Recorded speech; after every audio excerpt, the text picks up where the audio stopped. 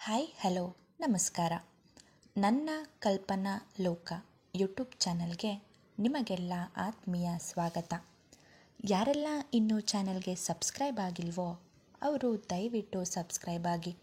ಹಾಗೆ ಕತೆ ಇಷ್ಟ ಆಗ್ತಾ ಇದ್ದರೆ ಲೈಕ್ ಮಾಡಿ, ಕಮೆಂಟ್ ಮಾಡಿ, ಶೇರ್ ಮಾಡಿ ಹಾಗೂ ಸಬ್ಸ್ಕ್ರೈಬ್ ಮಾಡುವುದರ ಮೂಲಕ ನಮ್ಮನ್ನು ಪ್ರೋತ್ಸಾಹಿಸಿ.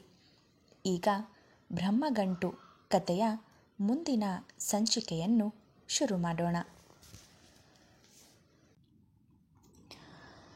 ತುಂಬ ದಿನಗಳ ನಂತರ ಗೌರವ್ ಅಧೀರಾಳನ್ನು ಭೇಟಿ ಆಗುವುದಕ್ಕೆ ಚಂದನ ಎನ್ನುವ ರೆಸ್ಟೋರೆಂಟ್ಗೆ ಬರಲು ಹೇಳಿದ್ದ. ಶಿವಯ್ಯ ಹಾಗೂ ಪಾರ್ವತಮ್ಮನವರಿಗೆ ಫ್ರೆಂಡ್ನ ಮೀಟ್ ಮಾಡಲು ಹೊರಗೆ ಹೋಗಿ ಬರುವುದಾಗಿ ತಿಳಿಸಿ ಅವನು ಕಳಿಸಿದ ಲೊಕೇಶನ್ಗೆ ಹೋಗಲು ರೆಡಿಯಾಗಿ ನಿಂತ ಅಧೀರ ಒಮ್ಮೆ ಮೃತ್ಯುಂಜಯನಿಗೂ ಫೋನ್ ಮಾಡಿ ಹೇಳಲ ಎಂದುಕೊಂಡಳು.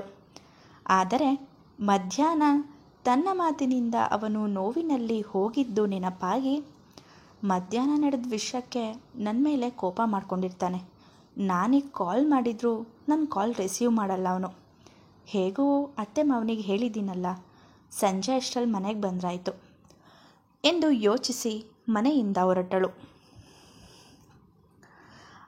ಆದರೆ ಅಧೀರಾಳ ನತದೃಷ್ಟವೋ ಏನೋ ಎನ್ನುವ ಹಾಗೆ ಮೃತ್ಯುಂಜಯ ಕೂಡ ಮೋಹಿತ್ ಎನ್ನುವ ಕ್ಲೈಂಟ್ ಮೀಟ್ ಮಾಡಲು ಅದೇ ರೆಸ್ಟೋರೆಂಟ್ಗೆ ಬಂದಿದ್ದ. ಇಬ್ಬರೂ ಕೂಡ ಅಕ್ಕಪಕ್ಕದ ಟೇಬಲ್ನಲ್ಲಿ ಕುಳಿತಿದ್ದರು. ಆದರೆ ಮೃತ್ಯುಂಜಯ ಅಧೀರಾಳಿಗೆ ಬೆನ್ನು ಮಾಡಿ ಕುಳಿತಿದ್ದ ಕಾರಣ ಒಬ್ಬರಿಗೊಬ್ಬರ ಮುಖ ದರ್ಶನವಾಗಲಿಲ್ಲ. ಮೃತ್ಯುಂಜಯ ತನ್ನ ಎದುರು ಕುಳಿತಿದ್ದ ಮೋಹಿತ್ ಜೊತೆ ಕೆಲಸಕ್ಕೆ ಸಂಬಂಧಪಟ್ಟ ವಿಷಯದ ಬಗ್ಗೆ ಚರ್ಚೆ ಮಾಡುತ್ತಿದ್ದರೆ ಅಧೀರ ಗೌರವ್ ಜೊತೆ ಮಾತಿಗಿಳಿದಳು. ಅದಿ, ಮುಂದಿನ ಸೋಮವಾರ 1 ವರ್ಷದ ಕಾರ್ಯ ಇದೆ ಕಣೆ, ನೀನು ಬರ್ತೀಯ ಅಲ್ವಾ? ನಿನ್ನ ಬಿಟ್ಟರೆ ನಂಗೆ ಯಾರಿಲ್ಲ ಅನ್ನೋದು ನಿನಗೂ ಗೊತ್ತು. ಮದುವೆ ಆಗಿದೆ, ಈಗ ಬರೋಕ್ಕಾಗಲ್ಲ ಅಂತೆಲ್ಲ ಹೇಳಬೇಡ ಪ್ಲೀಸ್. ಬಂದು 1-2 ದಿನ ಇದ್ದು ಹೋಗು ಪ್ಲೀಸ್ ಎಂದು ವಿನಂತಿಸಿಕೊಳ್ಳುವ ರೀತಿ ಕೇಳಿದ ಗೌರವ್. ಹೇ, ನನ್ಗೆ ಯಾರಿಲ್ಲ ಅಂತ ಯಾಕೋ ಹೇಳೋದು ನೀನು? ನಿನಗೋಸ್ಕರ ನಾನು ಯಾವಾಗಲೂ ಇದ್ದೇ ಇರ್ತೀನಿ ಅಂತ ಮಾತು ಕೊಟ್ಟಿದ್ದೀನಿ ಅಲ್ವಾ? ಬೇಕಿದ್ರೆ ಇನ್ನೊಂದು ಸಾರಿ ಹೇಳ್ತೀನಿ ಕೇಳು, ನಿನ್ನ ಜೀವನ ಒಂದು ಹಂತಕ್ಕೆ ಬರೋವರೆಗೂ ನಿನ್ನ ಹೆಗ್ಲಾಗಿ ಯಾವಾಗಲೂ ನಿನ್ನ ಜೊತೆಯಲ್ಲೇ ಇರ್ತೀನಿ. ಇಟ್ಸ್ ಮೈ ಪ್ರಾಮಿಸ್ ಎಂದು ಅವನ ಕೈ ಮೇಲೆ ಕೈ ಇಟ್ಟು ಭರವಸೆ ನೀಡಿದಳು. ಇತ್ತ ಕಡೆ ಅಧೀರಾಳ ಧ್ವನಿ ಕೇಳಿಸಿದ ಕೂಡಲೇ ಮೃತ್ಯುವಿನ ಕಿವಿಗಳು ಚುರುಕಾದವು. ಇದು ಅವಳದೇ ಧ್ವನಿ ಅಲ್ವಾ? ಆದರೆ ಇಷ್ಟೊತ್ತಲ್ಲಿ ಇಲ್ಲಿಗೆ ಹೇಗೆ ಬರ್ತಾಳವಳು? ಯಾರೋ ಬೇರೆಯವ್ರು ಇರಬೇಕು, ನಾನೇ ಕನ್ಫ್ಯೂಸ್ ಮಾಡ್ಕೊಂಡಿದ್ದೀನಿ ಎಂದು ಹೇಳಿಕೊಂಡು ಕೆಲಸದ ಕಡೆ ಗಮನ ಕೊಟ್ಟನು. ಆದರೆ ಮೃತ್ಯುವಿನ ಎದುರು ಕುಳಿತಿದ್ದ ಮೋಹಿತ್ ಮಾತ್ರ ಅಧೀರಾಳನ್ನೇ ಬಿಟ್ಟು ಬಿಡದ ರೀತಿ ದಿಟ್ಟಿಸುತ್ತಿದ್ದ. ಅವಳನ್ನು ನೋಡಿದ ಮೊದಲ ನೋಟದಲ್ಲೇ ಇಷ್ಟವಾಗಿ ಬಿಟ್ಟಿದ್ದಳು. ಸ್ವಲ್ಪ ಸಮಯ ಮೀಟಿಂಗ್ ಮುಗಿಸಿ ಇಬ್ಬರು ಹೊರಗೆ ಬಂದರೂ ಸಹ ಮೋಹಿತ್ ಕಣ್ಣುಗಳು ಮಾತ್ರ ಅಧೀರ ಸುತ್ತಲೇ ಸುತ್ತುತ್ತಿತ್ತು. ಅವನಿಗೆ ಮೃತ್ಯುಂಜಯ ಮಾತಾಡಿಸುವವರೆಗೂ ಅವನ ಕಡೆ ಗಮನವೇ ಇರಲಿಲ್ಲ. Mohit, are you okay? ಆಗ್ಲಿಂದ ಯಾರನ್ನೋ ಹುಡುಕ್ತಾ ಇರೋ ಆಗಿದೆಯಲ್ಲ, ಯಾರದು ಕೇಳಿದ. ಆಗ ವಾಸ್ತವಕ್ಕೆ ಬಂದವನು, ಮೃತ್ಯು, ನಿಮ್ಮಿಂದ ಒಂದು ಹೆಲ್ಪ್ ಆಗಬೇಕಾಗಿತ್ತು, ಪ್ಲೀಸ್ ಇಲ್ಲ ಅಂತ ಮಾತ್ರ ಹೇಳಬೇಡಿ ಎಂದನು. ಹೆಲ್ಪಾ? ಏನದು? ನನ್ನ ಕೈಯಲ್ಲಿ ಮಾಡೋಕ್ಕಾದರೆ ಖಂಡಿತ ಮಾಡ್ತೀನಿ ಹೇಳಿ ಎಂದನು. ಮೃತ್ಯು ಹಾಗೂ ಮೋಹಿತ್ ಬರೀ ಬಿಸ್ನೆಸ್ ಪಾರ್ಟ್ನರ್ಸ್ ಮಾತ್ರ ಅಲ್ಲದೆ ಒಳ್ಳೆ ಫ್ರೆಂಡ್ಸ್ ಕೂಡ ಆಗಿದ್ದರಿಂದ ಇಬ್ಬರ ಮಧ್ಯೆ ಒಳ್ಳೆ ಬಾಂಡ್ ಇತ್ತು. ಇಷ್ಟು ವರ್ಷದ ನಂತರ ನನಗೆ ಮದುವೆ ಆಗುವ ಮನಸ್ಸಾಗಿದೆ ಎಂದ ಕೂಡಲೇ, ಎಂಥ ಒಳ್ಳೆ ವಿಷಯ ಹೇಳಿದ್ರಿ ಮೋಹಿತ್. ಮದುವೆನೇ ಆಗಲ್ಲ ಅಂತ ಇದ್ದವನು ಈಗ ಮದುವೆ ಆಗಬೇಕು ಅಂತ ಅನ್ನಿಸ್ತಾ ಇದೆ ಅಂದರೆ ನಿಜವಾಗ್ಲೂ ನಂಗೆ ನಂಬೋಕ್ಕಾಗ್ತಾಯಿಲ್ಲ. ಎನಿವೆ, ಯಾರ ಲಕ್ಕಿ ಹುಡುಗಿ? ಏನವ್ರ ಹೆಸರು ಕೇಳಿದ ನಗುತ್ತಲೆ. ಅವ್ರು ಯಾರು ಏನು ಅನ್ನೋದ್ರ ಬಗ್ಗೆ ಇನ್ನೂ ನನಗೆ ಗೊತ್ತಿಲ್ಲ. ಈಗಷ್ಟೇ ರೆಸ್ಟೋರೆಂಟ್ನಲ್ಲಿ ಒಂದು ಹುಡುಗಿ ನೋಡಿದೆ. ನೋಡಿದ ತಕ್ಷಣ ಮದುವೆ ಆದರೆ ಇವರನ್ನೇ ಆಗಬೇಕು ಅಂತ ಅನ್ನಿಸ್ಬಿಡ್ತು. ಆ್ಯಕ್ಚುಲಿ ಏನು ಗೊತ್ತಾ, ನಾವು ಬಿಸ್ನೆಸ್ ಮ್ಯಾನ್ಗಳು ನಮಗೆ ಶತ್ರುಗಳು ಜಾಸ್ತಿ. ಯಾವಾಗ ಹೇಗೆ ನಮಗೆ ತೊಂದರೆ ಕೊಡ್ತಾರೆ ಅಂತ ಹೇಳೋಕ್ಕಾಗಲ್ಲ. ಇಂಥವರನ್ನೆಲ್ಲ ಎದುರು ಹಾಕ್ಕೊಂಡು ಕೊನೆವರೆಗೂ ನನ್ನ ಜೊತೆ ಜೀವನ ಮಾಡೋವಂಥ ಧೈರ್ಯವಂತೆ ಹುಡುಗಿ ಬೇಕು. ನಮ್ಮ ಇಬ್ಬರ ಮಧ್ಯ ಎಷ್ಟೇ ಜಗಳ ಮನಸ್ತಾಪ ಆದರೂ ಹೊರಗಿನವರು ಏನೇ ಸುಳ್ಳು ಹೇಳಿ ದೂರ ಮಾಡಲು ಪ್ರಯತ್ನಿಸಿದರೂ ಯಾರ ಮಾತನ್ನು ಅಷ್ಟು ಈಸಿಯಾಗಿ ನಂಬದೇ ಇರೋಂತಹ ಹುಡುಗಿ ಅವಳಾಗಿರಬೇಕು. ಬಿಸ್ನೆಸ್ಸಲ್ಲೂ ಅಷ್ಟೆ, ಲಾಭನೇ ಬಂದರೂ ನಷ್ಟನೇ ಆದರೂ ಎರಡನ್ನು ಸರಿಸಮನಾಗಿ ಸ್ವೀಕಾರ ಮಾಡೋ ಒಳ್ಳೆ ಮನಸ್ಸಿನ ಹುಡುಗಿ ಬೇಕು ಎಂದು ಅವನದ್ದೇ ಲೋಕದಲ್ಲಿ ಕಳೆದು ಹೋಗಿ ಹೇಳುತ್ತಿರುವವನನ್ನು ಅರ್ಧದಲ್ಲೇ ತಡೆದ ಮೃತ್ಯು. ಹೆಲೋ ಸ್ಟಾಪ್, ಇಮ್ಯಾಜಿನೇಷನ್ ಮಾಡಿದ್ದು ಸಾಕು. ಮೊದಲು ವಿಷಯಕ್ಕೆ ಬನ್ನಿ. ನನ್ನಿಂದ ಏನು ಸಹಾಯ ಆಗಬೇಕು ಅನ್ನೋದನ್ನು ಹೇಳಿ ಎಂದನು. ಅಷ್ಟೂ ಗುಣ ಇರೋ ಹುಡುಗಿ ಸಿಕ್ಕಿದ್ದಾಳೆ. ಹೇಗೂ ನೀವು ಇದೇ ಊರಲ್ವಾ, ಸೊ ಅವಳ ಬಗ್ಗೆ ಡೀಟೇಲ್ಸ್ ಕಲೆಕ್ಟ್ ಮಾಡೋಕ್ಕೆ ಸಾಧ್ಯನಾ ಅಂತ ಕೇಳಿದೆ ಎಂದನು. ಅವನ ಮಾತು ಕೇಳಿ ನಗಬೇಕೋ ಅಳಬೇಕೋ ಒಂದು ಗೊತ್ತಾಗಲಿಲ್ಲ ಮೃತ್ಯುಗೆ. ಅಲ್ಲ ಮೋಹಿತ್, ಅವಳ ಹೆಸರು ಗೊತ್ತಿಲ್ಲ, ಅವಳ ಬಗ್ಗೆನೂ ಗೊತ್ತಿಲ್ಲ ಅಂತ ಹೇಳ್ತಾ ಇದ್ದೀರಾ. ಈಗಿರುವಾಗ ನೋಡಿದ ಒಂದೇ ಒಂದು ನೋಟಕ್ಕೆ ಅವಳಲ್ಲಿ ಇಷ್ಟೆಲ್ಲ ಗುಣ ಇದೆ ಅನ್ನೋದು ಗೊತ್ತಾಗೋಕ್ಕೆ ಸಾಧ್ಯನಾ ಎಂದು ನಗುತ್ತಾ ಕೇಳಿದ. ಯಾಕೆ ಗೊತ್ತಾಗಲ್ಲ?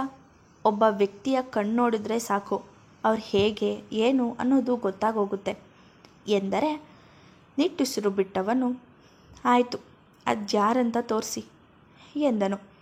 ಆಗ ಖುಷಿಯಿಂದ ರೆಸ್ಟೋರೆಂಟ್ ಒಳಗೆ ಕರೆದುಕೊಂಡು ಬಂದವನು ಅದೀರಾ ಹಾಗೂ ಗೌರವ್ ಕುಳಿತಿದ್ದ ಟೇಬಲ್ ಕಡೆ ಕೈ ತೋರಿಸಿ, ಅಲ್ಲಿ purple with white mix dress ಹಾಕಿದಾರಲ್ಲ ಅವರು ಎಂದನು. ಅವನು ತೋರಿಸಿದ ಕಡೆ ನೋಡಿದ ಮೃತ್ಯುಂಜಯನಿಗೆ ಅಲ್ಲಿ ಅದೀರಾ ಕುಳಿತಿರುವುದನ್ನು ನೋಡಿ ಪಕ್ಕದಲ್ಲೇ ಬಾಂಬ್ ಬ್ಲಾಸ್ಟ್ ಆದಷ್ಟು ಶಾಕ್ ಆಗಿತ್ತು. ಏನು ಅವಳಾ ಎಂದು ಅದೇ ಶಾಕ್ನಿಂದ ಕೇಳಿದ್ದ. ಹಾಂ ಹೌದು, ನೋಡೋಕೆಷ್ಟು ಕ್ಯೂಟ್ ಆಗಿದ್ದಾರೆ ನೋಡಿ ಎಂದು ಅದೀರಾಳನ್ನು ಇವನು ಹೊಗಳುತ್ತಿದ್ದರೆ ಮೃತ್ಯುಂಜಯನಿಗೆ ಹೊಟ್ಟೆಯಲ್ಲಿ ಬೆಂಕಿ ಬಿದ್ದ ಹಾಗೆ ಆಗಿತ್ತು.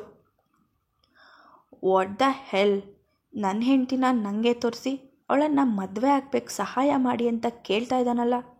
ಇದು ಪಬ್ಲಿಕ್ ಪ್ಲೇಸ್ ಆಗಿರಲಿಲ್ಲ ಅಂದರೆ ಸರ್ಗ್ಯಾಗಿ ಬರ್ತಿದೆ ಇವನಿಗೆ ಎಂದು ಹಲ್ಲು ಕಚ್ಚಿ ಅವನನ್ನೇ ದುರುಗುಟ್ಟಿಕೊಂಡು ನೋಡುತ್ತಿದ್ದ ಮೃತ್ಯು. ನೋಡಿ ಮೃತ್ಯು, ಅವ್ರ ಬಗ್ಗೆ ಡೀಟೇಲ್ಸ್ ಕಲೆಕ್ಟ್ ಮಾಡೋಕ್ಕೆ ಜಾಸ್ತಿ ಟೈಮ್ ತೊಗೋಬೇಡಿ, ಆದಷ್ಟು ಬೇಗ ತಿಳ್ಕೊಳ್ಳಿ. ನನಗನ್ಸುತ್ತೆ ಈ ಕೆಲಸ ಬೇರೆಯವ್ರಿಗೆ ವಹಿಸೋ ಬದಲು ನೀವೇ ಅವರನ್ನು ಫಾಲೋ ಮಾಡಿ ಅವ್ರ ಮನೆ ಎಲ್ಲಿರೋದು ಅಂತ ತಿಳ್ಕೊಳ್ಳಿ.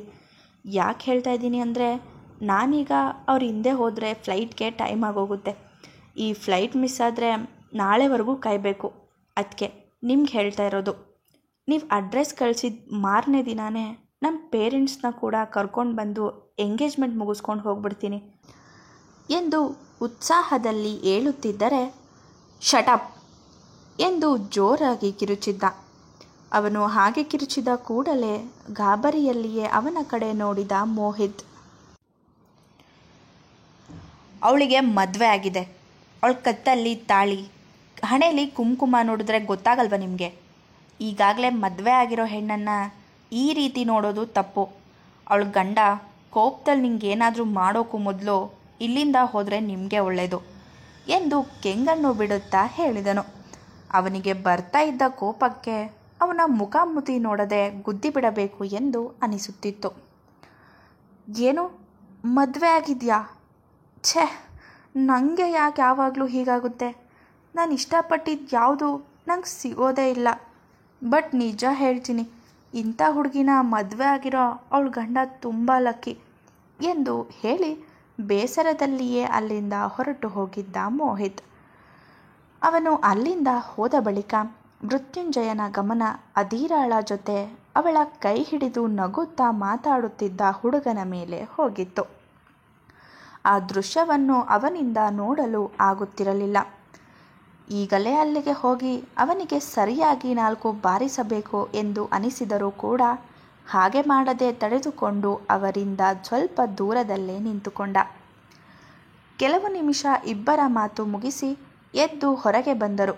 ಅದೀರಾ ಬೈಕ್ ಮೇಲೆ ಕುಳಿತು ಅವನ ಹೆಗಲ ಮೇಲೆ ಕೈ ಹಾಕಿ ಕುಳಿತುಕೊಳ್ಳುತ್ತಿದ್ದ ಹಾಗೆ ಬೈಕ್ ಮುಂದೆ ಹೋಗಿ ಮೃತ್ಯುಂಜಯನ ಕಣ್ಣಿಂದ ಮರೆಯಾಗಿತ್ತು.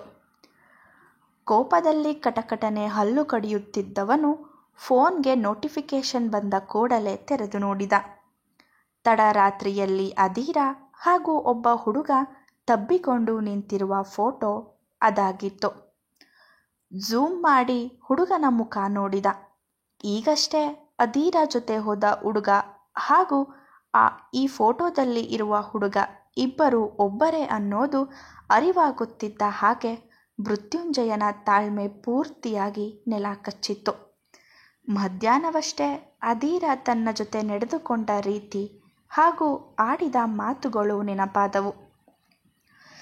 ನಾನು ಮುಟ್ಟು ಮಾತಾಡ್ಸಿದ್ರೆ ಇಷ್ಟ ಆಗಲ್ಲ ನಿಮಗೆ, ಅದೇ ಯಾವನ ಜೊತೆನೋ ಹೀಗೆ ರಾತ್ರಿ ತಬ್ಬಿ ನಿಲ್ಲೋಕೆ ಇಷ್ಟ ಆಗುತ್ತಲ್ವಾ? ಬೆಳಗ್ಗೆ ಹೊತ್ತು ಬೈಕ್ನಲ್ಲಿ ಸುತ್ತಾಡೋದು, ರಾತ್ರಿ ಹೊತ್ತು ಎಂದು ಮುಂದೆ ನೆನೆಸಿಕೊಳ್ಳೋಕೆ ಆಗದೆ ಮುಖ ಸಿಂಡರಿಸಿದನು. ಎಲ್ಲ ಹುಡುಗಿರು ಒಂದೇ ಅನ್ನೋದನ್ನು ನೀನು ಕೂಡ ಪ್ರೂವ್ ಮಾಡಿಬಿಟ್ಟೆ ಎಂದು ಸಿಟ್ಟಿನಲ್ಲಿ ಹೇಳಿಕೊಂಡಿದ್ದ. ಸಂಜೆಯ ವೇಳೆಗೆ ಮನೆಗೆ ಬಂದ ಅದೀರಾಗೆ ಮನೆಯ ಅವಸ್ಥೆ ನೋಡಿ ಗಾಬರಿಯಾಗಿತ್ತು. ಮನೆಯ ಎಲ್ಲ ವಸ್ತುಗಳು ಒಡೆದು ಚೂರಾಗಿದ್ದವು. ಇದರ ಜೊತೆಗೆ ಶಿವಯ್ಯ ಅವರು ಆತಂಕದಲ್ಲಿ ನಿಂತಿದ್ದರೆ ಪಾರ್ವತಮ್ಮನ ಹಾಗೂ ಭಾಗ್ಯಮ್ಮ ಕಣ್ಣೀರಾಕುತ್ತಿದ್ದರು. ಅತ್ತೆ, ಮಾವ, ಏನಾಯಿತು? ಇದೇನು ಮನೆ ಅವಸ್ಥೆ? ಯಾರಿಗೆಲ್ಲ ಮಾಡಿದ್ದು? ಅಷ್ಟಕ್ಕೂ ನೀವೆಲ್ಲ ಯಾಕೆ ಅಳ್ತಾ ಇದ್ದೀರಾ ಎಂದು ಏನೊಂದು ತಿಳಿಯದೆ ಕೇಳಿದಳು ಅದೀರಾ. ಮುಂದುವರಿಯುವುದು. ಹಾಗೆ ಒಂದು ಚಿಕ್ಕ ಕ್ಲಾರಿಫಿಕೇಷನ್ ಇದೆ. ಗೌರವ್ ಹಾಗೂ ಆದಿ ಇಬ್ಬರು ಬೇರೆ ಬೇರೆ. ಅದೀರಾ ಅಣ್ಣ ಆದಿ ಅಂದರೆ ಆದಿತ್ಯ, ಅದೀರಾ ಫ್ರೆಂಡ್ ಗೌರವ್. ಎರಡನ್ನೂ ಕೂಡ ಕನ್ಫ್ಯೂಸ್ ಮಾಡ್ಕೋಬೇಡಿ. ಅದೀರಾ ಜೊತೆ ತಪ್ಪಾಗಿ ನಡೆದುಕೊಂಡ ಮೃತ್ಯುಂಜಯನ ನಡೆ ಈಗ ಏನಿರಬಹುದು ಅಂತ ನಿಮ್ಗನ್ಸುತ್ತೆ? ಅದನ್ನು ಕಮೆಂಟ್ ಮಾಡಿ. ಧನ್ಯವಾದಗಳು.